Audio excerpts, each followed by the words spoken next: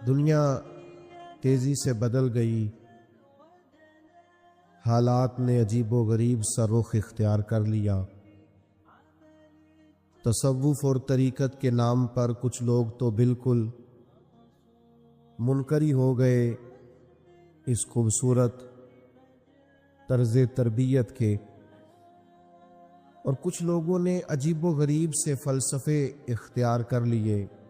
میرے بھائیوں، کچھ لوگوں نے عجیب و غریب سی تشریحات کر لیں تصوف کی، کسی نے کڑے پہن لیے، کسی نے بال بے تحاشا بڑھا لیے، کسی نے عجیب و غریب رنگ اختیار کر لیا، اور بہت ساری بے دینی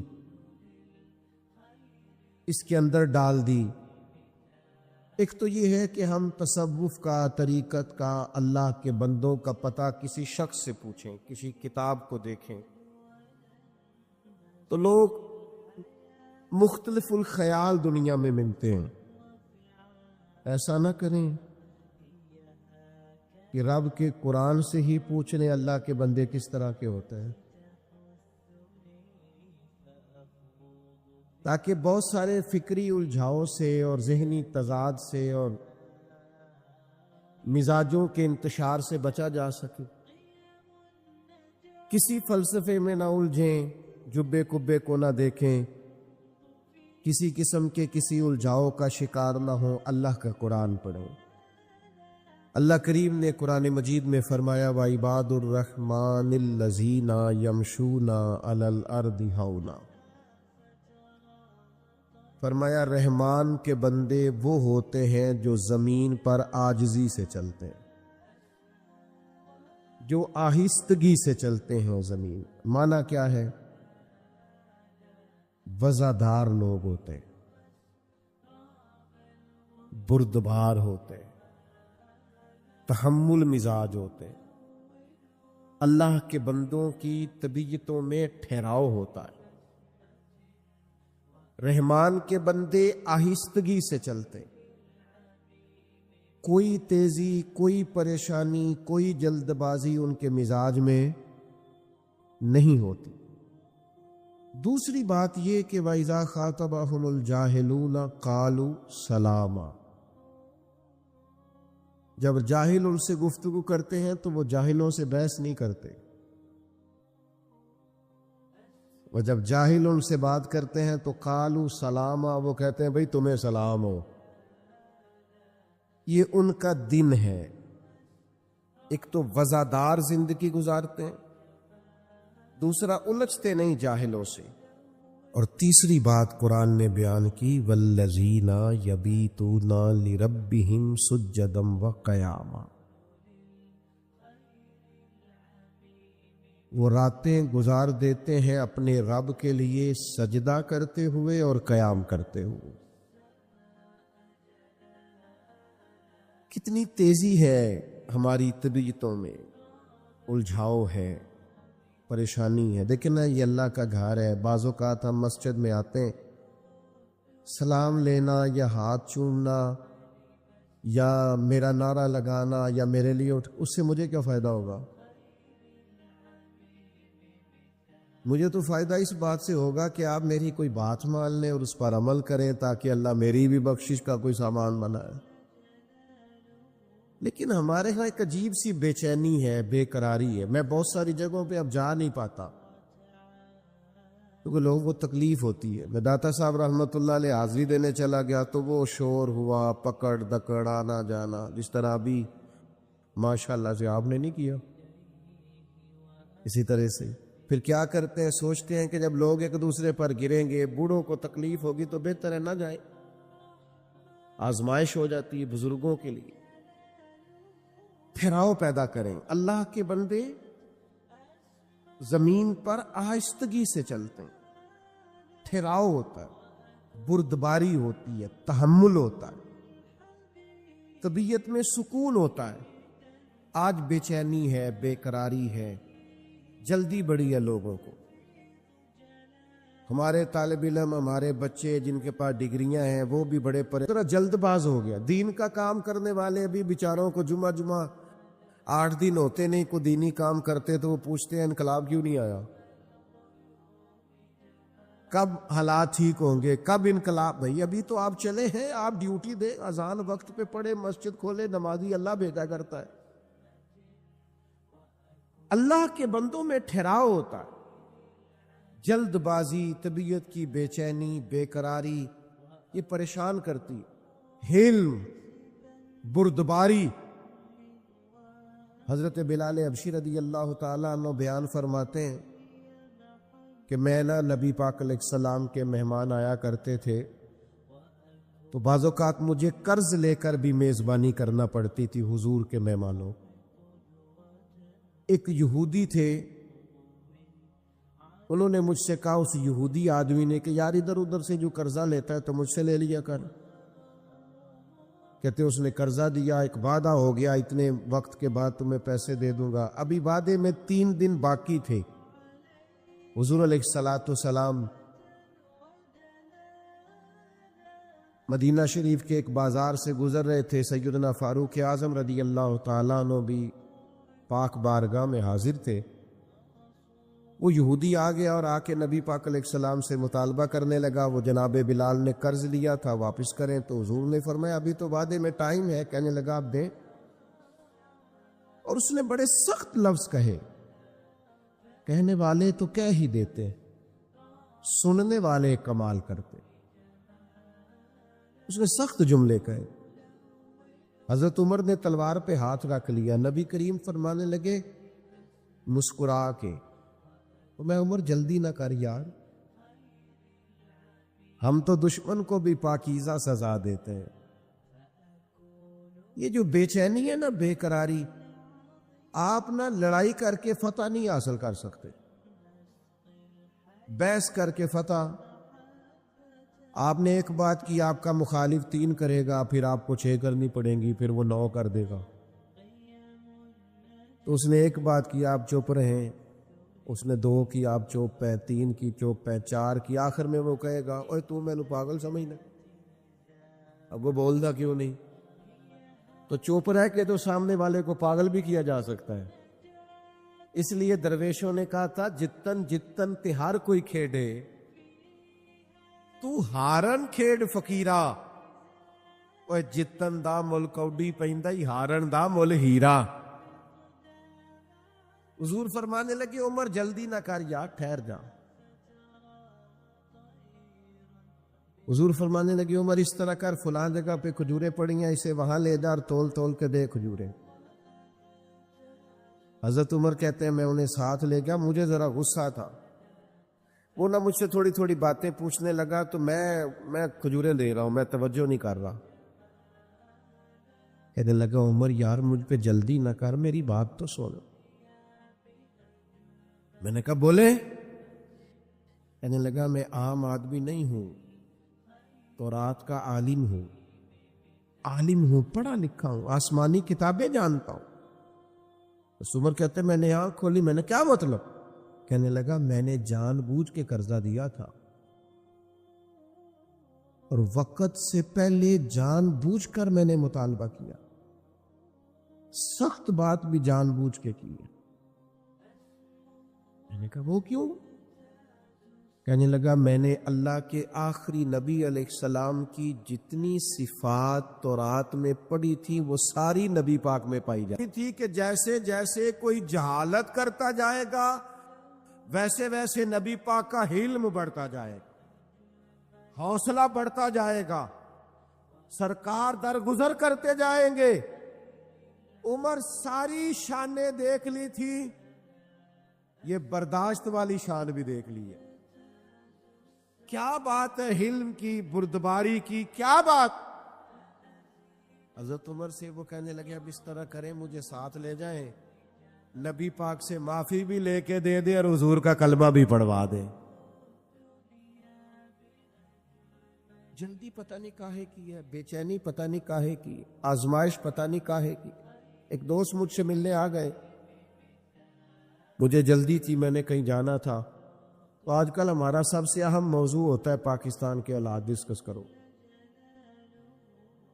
اگر تبصروں سے کوئی ملک ٹھیک ہوتا تو سب سے پہلے ہمارا ٹھیک ہونا تھا، کیونکہ جتنے تبصرے یہاں ہوتے ہیں نا، ہر بندہ تو صحافی ہے، سب کے پاس موبائل ہے، سارے میڈیا چلاتے ہیں، اور بھائی چھوڑنا بھی چاہیے کبھی کبھی موبائل، اور بھی غم ہے زمانے میں محبت کے سوا، کیا کرے، آزمائش ہو جاتی۔ تو مجھے جانا تھا، میں ان سے اجازت لینا چاہ رہا تھا، وہ مجھے کہنے لگے سنائیں پھر حالات کیسے ہیں۔ میں نے کہا بالکل ٹھیک ہے۔ تو بھی پریشان ہو گیا، جنہیں تسی نہیں سارے ہو گئے کہ بالکل ٹھیک نہیں حالات۔ میں نے اسے کہا جب سے ہم نے ہوش سنبھالا ہے ہم تو حالات ایسے ہی دیکھ رہے ہیں، کوئی مسئلہ نہیں۔ تو وہ کہنے لگا نہیں جی حالات بڑے خراب ہیں۔ میں نے اسے کہا پاکستان کی خوبیاں نہ ڈسکس کریں۔ میں نے کہا میں خوبی بتاؤں، اور بھی کئی لوگوں سے میں نے یہ بات کی، میں نے کہا بتاؤں، کہنے لگے بتائے۔ میں نے کہا نماز پڑھنے کا جتنا اچھا بندوبست میرے ملک میں ہے اتنا کہیں بھی نہیں ہے۔ سڑک پہ چڑھ جائیں، جی ٹی روڈ پہ یا موٹر وے پہ، ہر جگہ ہر پمپ پہ مسجد بھی ہے، وضو خانہ بھی ہے، کسی کی نماز قضا، یہ انتظام کسی اور ملک میں نہیں۔ یہ چھوٹی خوبی ہے کہ آپ کو سجدوں کی آزادی ہے۔ خدا کے بندو، ہر وقت منفی باتیں کرنا کوئی ضروری ہے؟ ہر وقت منفی چیزوں کو ڈسکس کرنا کوئی ضروری ہے؟ مثبت رہیں، حلم والے رہیں، بردبار رہیں۔ جلد بازی شیطان کی طرف سے ہوتی ہے۔ حضور نے صرف 4 کاموں میں جلدی کرنے کا کہا، نماز کا وقت ہو جائے جلدی پڑھ لو، بچے کا مناسب رشتہ مل جائے شادی جلدی کر دو، حضور علیہ السلام نے فرمایا کسی کا انتقال ہو جائے دفن جلدی کر دو، چوتھا فرمایا کسی کی رقم دینی ہو تمہارے پاس بندوبست ہو گیا فوراً ادا کر کو۔ باقی تو ہر کام میں آہستگی، بردباری، ٹھہراؤ، وزاداری، خوبصورتی، مسکرانا۔ اگر روز کے 100 لوگ مسئلہ پوچھتے ہیں نا ہم سے تو 95 طلاق والے ہیں۔ میاں بیوی بحث کرتے ہیں، بحث کرتے جا رہے ہیں، مقابلہ شروع کر لیا ہے، بچے پریشان ہیں، امی ابو لڑائی کر رہے ہیں، اور زیادہ ذمہ داری خامد کی تھی کیونکہ خامد کو اللہ نے زیادہ عقل عطا کی۔ اس کا کام تھا بحث نہ کرتا، سمجھتا کہ وہ بیچاری تو اتنی عقل نہیں رکھتی، میرے جتنا شعور نہیں، لیکن یہ برابر کی بحثیں کرتے ہیں۔ میں نے ایسے بھی گھر دیکھے ہیں جہاں بحث جیت گئی، رشتہ ہار گیا، طلاق ہو گئی۔ ماں باپ کے ہوتے ہوئے بچے یتیموں جیسی زندگی گزارتے ہیں، گھر اجڑتے ہیں بحثوں میں۔ حلم پیدا کرو، ٹھہراؤ پیدا کرو، برداشت کی قوت پیدا کرو۔ ہمارے درویش کہتے ہیں 14 طبق دلے دے اندر میں تبو وانگو تانے ہوں، دل دریا سمندروں ڈونگے کون دلا دیا جانے ہوں۔ دریا کے برابر دل ہو تیرا، ویسے نہیں کرنی۔ اگر کوئی جاہل مل جائے نا، وَإِذَا خَاطَبَهُمُ الْجَاهِلُونَ قَالُوا سَلَامًا، اسے سلام کرنی ہے۔ جاہلوں سے بحث، ہم نہ جاہلوں سے بحثیں کرتے ہیں، پتہ بھی ہے سامنے والا بیوقوف ہے، جاہل بحث کر رہے ہیں، کرتے جا رہے ہیں۔ امام شافعی رحمۃ اللہ علیہ فرماتے ہیں اکثر میری بحث ہوئی، مسائل میں گفتگو ہوئی، لیکن فرماتے ہیں جب میری عالم سے بحث ہوئی ہے نا، کبھی سامنے والے عالم نے میری رائے قبول کر لی، کبھی میں نے اس کی قبول کر لی، کبھی وہ جیت گئے کبھی، لیکن فرماتے ہیں جب بھی میری جاہلوں سے بحث ہوئی ہے جاہل ہی جیتے، اس لیے کہ جاہل سے کوئی جیت سکتا۔ درویش نے لکھا ہے گدھے اور گھوڑے کی بحث ہو گئی تھی۔ گھوڑا کہتا تھا آسمان کا رنگ نیلا ہے، اور گدھا کہتا تھا نہیں جی کالا ہے۔ تو بڑی دیر بحث ہوتی رہی، گھنٹے گزر گئے، جب نتیجہ کوئی نہ نکلا تو کہنے لگے بادشاہ سے فیصلہ نہ کرانے، شیر بادشاہ تھا۔ چلو بڑے گھنٹے بحث ہوتی رہی، گدھا گھوڑا دونوں گئے شیر کے پاس، فیصلہ لے کے کہا بتائیے جی آسمان کا رنگ کیا ہے؟ تو کہنے لگا نیلا۔ تو گھوڑا کہنے لگا میں بھی 3 گھنٹے سے گدھے کو یہی سمجھا رہا ہوں، سمجھ ہی نہیں رہا، یہ کہتا ہے کالا ہے۔ تو شیر کہنے لگا بات بھی گھوڑے کی ٹھیک ہے، اور گھوڑے کو عمر قید کی سزا بھی ہے۔ اس نے کہا وہ کیوں جی؟ کہنے لگا سزا اس بات کی نہیں دی کہ تیری بات غلط ہے کہ ٹھیک ہے، سزا اس بات کی ہے کہ تو نے گدھے سے بحث شروع کر دی۔ گدھے سے بھی کبھی کوئی بحث کرتا ہے؟ ناراض ہو گئے آپ لوگ؟ اور غور تو کرو کیا کہہ رہا ہوں میرے بھائی، میں بڑے بیوقوفوں کو جانتا ہوں جو گدھوں سے بحث کرتے ہیں، اور یہ تو گدھا ہے، گدھے سے بھی کوئی بحث کرتا ہے۔ خدا کے بندو اپنا معیار رکھو، ہر ایک کے منہ لگنا ہمارا معیار نہیں، سٹینڈرڈ نہیں ہمارا۔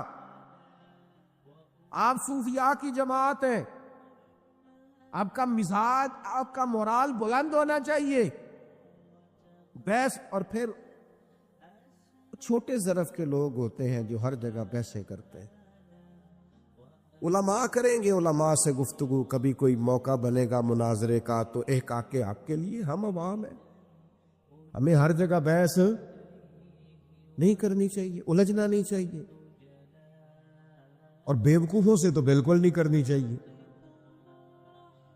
اور کبھی کوئی ایسا معاملہ آ جائے کہ جب سامنے والا نادانی کر رہا ہو، حضرت عمر بن عبدالعزیز رحمۃ اللہ علیہ عالم بھی تھے، ولی بھی تھے، بادشاہ بھی تھے۔ تو آپ رات کو نہ گزر رہے تھے ایک جگہ سے، تو ایک بزرگ لیٹے ہوئے تھے فٹ پاتھ پہ آرام فرما تھا۔ اس زمانے میں لوگ لکڑی کے جوتے پہنتے تھے، کھڑاؤں جنہیں کہا جاتا۔ بابا جی سوئے ہوئے ہیں فٹ پاتھ پہ، جناب عمر بن عبدالعزیز کا پیر آ گیا، تو اچانک ٹکر ہو جائے موٹر سائیکل کی موٹر سائیکل سے یا گاڑی سے، تو لوگ کیا کہتے ہیں؟ اندھا ہے تو۔ حالانکہ جو اندھا ہوتا ہے وہ موٹر سائیکل تو نہیں نہ چلا سکتا، اندھا گاڑی تو نہیں نہ چلا سکتا۔ یہ ایک تنقید ہوتی ہے کہ تو اندھا ہے، یعنی تو دیکھ، تجھے نظر بھی آتا ہے پھر بھی تو نے ٹکر لگا دی۔ تو سیدنا عمر بن عبدالعزیز کا پیر بابا جی کے پیر پہ آیا، تو بابا جی اچانک اٹھے، کہنے لگے آپ اندھے؟ یہ وقت ہے، بندہ بادشاہ بھی ہو، طاقتیں بھی ہو، اور پھر اس کا ظرف اتنا بڑا ہو، آپ اندھے؟ تو جناب عمر بن عبدالعزیز رحمۃ اللہ تعالی علیہ بابا جی کی اتنی 7 سپاہی بھی تھے، اتنی سخت بات سن کے بھی مسکرائے۔ اوہو، یہ کمال ہے، یہ مسکرانا کمال ہے۔ مسکرائے اور مسکرا کے فرمانے لگے نہیں بزرگوں، میں اندھا نہیں، مجھے نظر آتا ہے۔ وہ جو سپاہی صاحب تھے نا، آپ کو پتا ہے یہ جو کیتلی ہوتی ہے یہ چائے سے زیادہ گرم ہوتی ہے،